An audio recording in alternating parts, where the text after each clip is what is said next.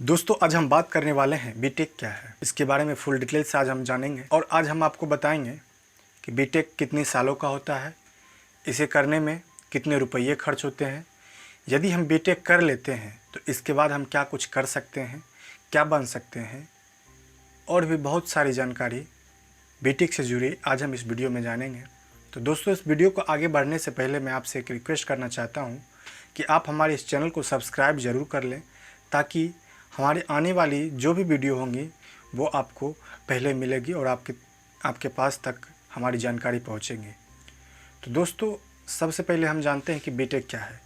BTech एक बहुत ही popular course है जो कि ये कितने दिनों का होता है, तो ये आप जान लें कि बीटेक जो है 4 सालों का होता है। 4 साल बीटेक करने में लगते हैं। बीटेक एक इंजीनियरिंग कोर्स है, क्योंकि जब करियर की बात आती है दोस्तों तो बहुत सारे फील्ड हमारे सामने होते हैं। किसी का होता है कि डॉक्टर बनना है, वकील बनना है, तो किसी का मन होता है कि हमें इंजीनियर बनना है। तो यदि आप एक इंजीनियर बनना चाहते हैं तो आपको ये कोर्स करना होता है जिसका नाम है बीटेक।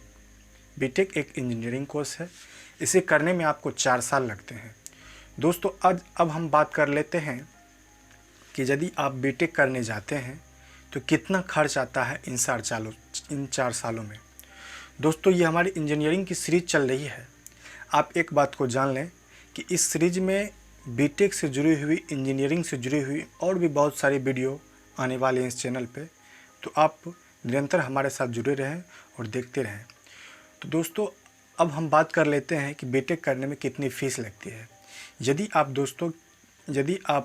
किसी प्राइवेट कॉलेज से करते हैं तो मैं उसका फ़ीस पहले बता देता हूँ। यदि आप प्राइवेट कॉलेज से करते हैं तो आपको, यदि आप इधर मान लीजिए कि आप यदि भोपाल से करते हैं या चेन्नई से करते हैं तो ये एरिया तरफ थोड़ा सा क्या है कि आपको फ़ीस थोड़ा सा कम लगता है। यहाँ पे आपको मानिए कि 70,000 या 80,000 इस तरह का जो है 1 ईयर का फ़ी लगेगा, 70 या 80,000।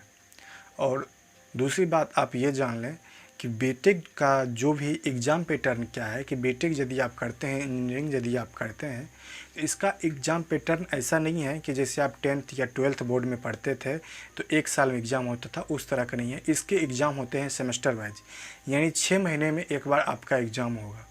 ठीक है, तो यानी 6 महीने में एग्ज़ाम हुआ, यानी 6 महीने में ही आपका जो एक सिलेबस है, जो करिकुलम है वो पूरा करना होता है, एग्ज़ाम देना होता है और पास करते हैं। तो 6 महीने का फ़ी, यानी मैंने जो आपको 1 साल का फ़ी बताया है 80,000, तो समझिए आपको 6 महीने में 40,000, यानी एक सेमेस्टर का फ़ी 40,000, यानी आप ऐसे समझ सकते हैं कि 1 सेमेस्टर फ़ी 40,000 इसका आपका पड़ेगा, यानी 1 साल का हो गया 80,000। इस तरह से यदि आप 4 साल करते हैं यानी चारों साल जो है आपका 80,000 रुपये, 80,000 रुपया इस तरह से आपको लगेगा। ये हो गया सिर्फ आपका, ये बस समझ लें कि एजुकेशनल फ़ी, यानी आप जो सिर्फ पढ़ते हैं, कॉलेज करेंगे उस चीज़ का फ़ी।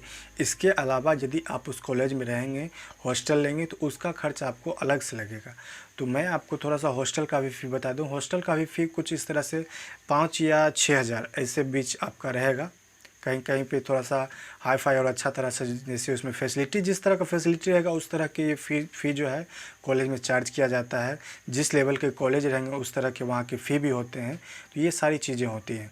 और आगे जब मेरा सीरीज आएगा, जब मैं आपको कॉलेज का सिलेक्शन का प्रोसीजर बताऊँगा तो फिर उसमें किस तरह का कॉलेज क्या है, उसका क्या मतलब फ़ी है, वो चीज़ें मैं आपको बताऊँगा। अभी मैं बस एक आपको स्ट्रक्चर बता रहा हूँ, एक स्ट्रक्चर वे में कि क्या क्या होता है। जो बच्चे नए हैं, जो इस बार 12th पास आउट हुए हैं, वो इंजीनियरिंग करना चाहते हैं, तो उनको थोड़ा सा जानकारी मिल जाए, मैं उस लेवल से भी बता रहा हूँ दोस्तों। तो अभी आप जान गए कि प्राइवेट कॉलेज में जाते हैं तो आपको फ़ी जो है 80,000 के आसपास लगेगा। यदि आप अच्छे कॉलेज में जाते हैं तो आपको कहीं कहीं पे 1,10,000 या 1,20,000 इस तरह के भी 1 साल के फ़ी आपको मिल सकते हैं। यानी आपको 60,000 पर सेमेस्टर इस तरह के भी फ़ी लगते हैं। ऐसे भी हाई फाई कॉलेज हैं। अब उस कॉलेज का नाम डिटेल में इस वीडियो में नहीं बताऊँगा। जब कॉलेज का सिलेक्शन के लिए जब मैं बताऊँगा, डिटेल लेके आऊँगा, तो उसमें आपको मैं किस कॉलेज का कितना फ़ी है वो डिटेल में आपको बताऊँगा दोस्तों।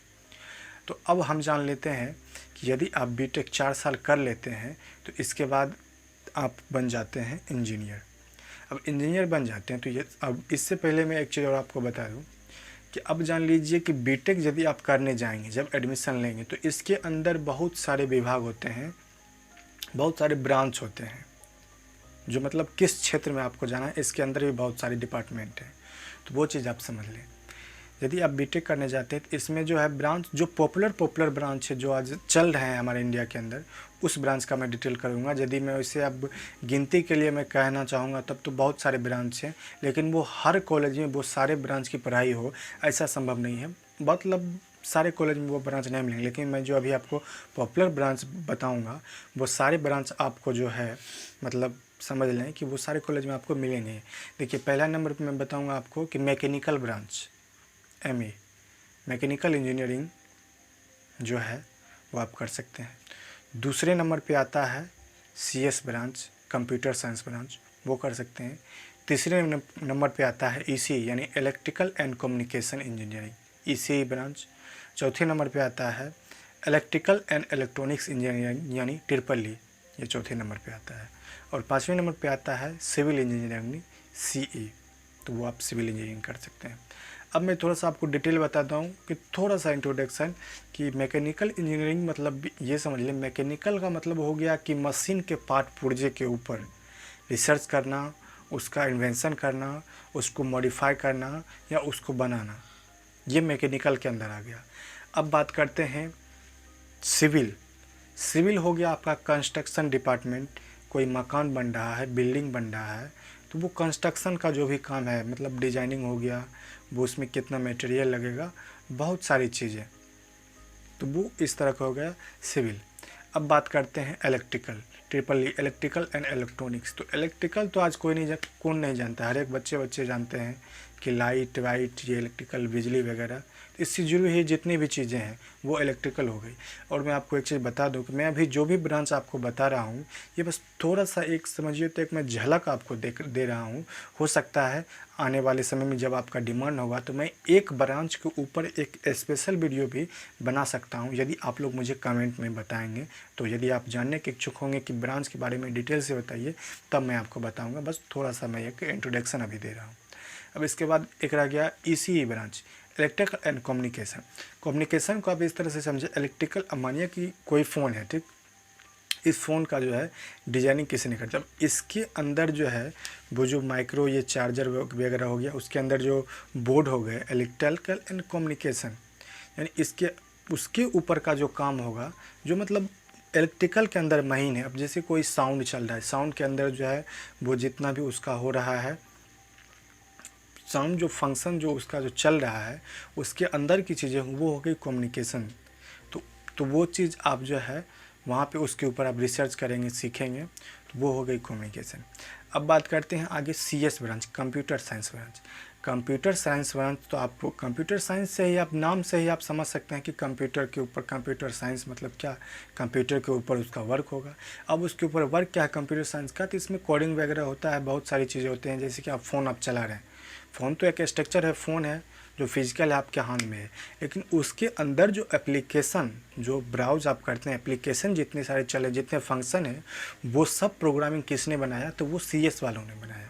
तो वो आप बस एक ये समझ लें कि कोई भी चीज़ का जब निर्माण होता है तो उसमें एक इंजीनियर का दिमाग होता है और सारे डिपार्टमेंट उसमें आकर के काम करते हैं। अब मैं आपको थोड़ा सा एक एग्जांपल बता दे रहा हूँ कि सारे डिपार्टमेंट कैसे काम करेंगे। अब देखिए, एक कार का निर्माण करना हो, जब कार बनेगा तो कार का इंजन कौन बनाएगा, तो मैकेनिकल वाला। फिर उसका जो है डिजाइनिंग करेगा, डिजाइनिंग जो इंजीनियर है वो करेंगे। उसके बाद फिर उसका इलेक्ट्रिकल पार्ट है, लाइट वाइट हो गया, जहाँ पे इलेक्ट्रिकल चीज़ें की बात होगी, इसको बैटरी की कैपेसिटी कितनी हो चाहिए तो वो इलेक्ट्रिकल वाले करेंगे।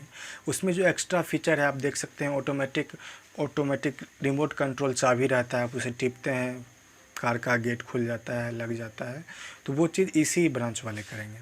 CS प्रोग्रामिंग होगा कि आप बोलेंगे कार चालू, बोलेंगे कार बंद, अब बोल दिए एयर पैक हो गया, कार शीशा बंद हो गया। तो ये सारी हाई टेक्नोलॉजी का जो काम है वो फिर उसका पार्ट हो जाएगा CS ब्रांच वालों का। ठीक है दोस्तों। अब आप बोलेंगे कि इसमें तो सिविल का तो काम आया नहीं, अब जैसे कार का नहीं है, लेकिन यदि आप जब घर बनाएंगे, पुल बनाएंगे, इसमें तो सारे ब्रांच वालों का काम हो। आप घर बना रहे हैं तो सिविल वालों से आपने घर बनवाया, इसके बाद फिर मैकेनिकल वालों से आप यहाँ पे बुलाए, घर में कुछ मानिए कि घर है कहीं पे, आपको थोड़ा सा अपना कुछ मशीन वगैरह लगाना है तो उस तरह मैकेनिकल वालों से करवाएंगे। इलेक्ट्रिकल का काम इलेक्ट्रिकल करेगा। यानी एक घर मतलब एक छोटा सा मैं एग्जाम्पल आपको बस समझा रहा हूँ कि किसका काम किस क्षेत्र में होता है, ताकि ऐसा होता है कि जब आप कॉलेज में चले जाते हैं, इंजीनियरिंग करने जाते हैं, तो नए नए बच्चे क्या होते हैं, उन्हें ब्रांच के बारे में डीपली उसका वर्क क्या है, आगे करना क्या होता है वो पता नहीं होता है। वो सिर्फ मतलब ये सोचते हैं कि मुझे इंजीनियरिंग करना है, तो वो क्या करते हैं कि कॉलेज में चले जाते हैं, एडमिशन तो ले लेते हैं, ब्रांच उस समय में उसे समझ नहीं आता है, वो कोई भी ब्रांच ले लेते हैं और वहाँ पे एडमिशन लेते हैं। पता चलता है कि जब वो 1 सेमेस्टर एग्ज़ाम दिए या 2 सेमेस्टर एग्ज़ाम दिए, फिर जाके उन्हें पता चलता है कि अरे इस सेमेस्टर का तो मुझे ये चीज़ में पढ़ना पड़ता है, मेरा तो इंटरेस्ट किसी और क्षेत्र में है, तो वो फिर वहाँ पे गड़बड़ हो जाती है। इसलिए मैं आपको ब्रांच के बारे में थोड़ा सा डिटेल दे देता हूँ, ताकि यदि आप आगे जब कॉलेज में जाएं तो आपको अपना ब्रांच अपना इंटरेस्ट के अनुसार सिलेक्शन करने में आपको आसानी हो। तो हमें लगता है कि मैंने आपको सारे ब्रांच के बारे में थोड़ा सा डिटेल बता दिया है।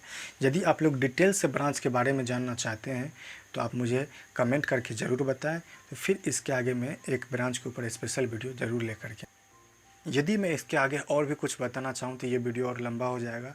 मैं नहीं चाहता कि वीडियो ज़्यादा लंबा हो, तो थोड़ा सा देखने में बोरिंग लगती है, इसलिए मैं आपको नेक्स्ट वीडियो लेकर के आऊँगा। आप ये समझ लें कि ये हमारा इंजीनियरिंग के ऊपर जो है बहुत सारे सीरीज़ अभी आने वाले हैं कि कॉलेज में यदि आप जाते हैं तो वहाँ पे किस तरह से आपको रहना है, किस तरह से आप वहाँ पे परफॉर्म कर पाएंगे अच्छा, किस तरह से दोस्ती आप करेंगे एक अच्छे लोगों से, किस तरह से प्रोफेसर के साथ अच्छे आपके संबंध हो, किस तरह से आपका प्रैक्टिकल में अच्छे नंबर आएंगे कॉलेज के अंदर। मतलब इंजीनियरिंग के ऊपर बहुत सारी चीज़ें आपको मैं बताऊँगा। यदि आप इंजीनियरिंग कॉलेज इस बार कौन कौन से स्टूडेंट जा रहे हैं और कौन कौन से स्टूडेंट के पास ये वीडियो पहुंच रहा है, यदि आप देखते हैं तो आप मुझे कमेंट एक बार ज़रूर करके बताएं कि मैं कॉलेज जा रहा हूं, तो फिर मैं इसके ऊपर और भी वीडियो बनाऊंगा।